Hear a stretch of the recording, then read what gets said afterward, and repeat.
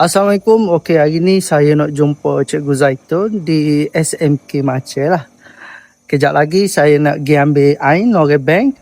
Kita bawa banker pergi SMK Maceh lah.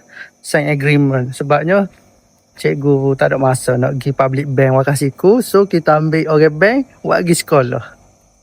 Kita pergi dengan, macam biasa kita pergi dengan Azia. Kereta paling jimat minyak.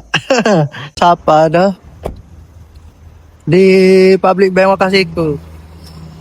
Sekolah menengah kebangsaan Maceh dengan MO kita Ain. Terima kasih. Jom kita jumpa Cikgu Zaitun. Nak sign agreement hari ni.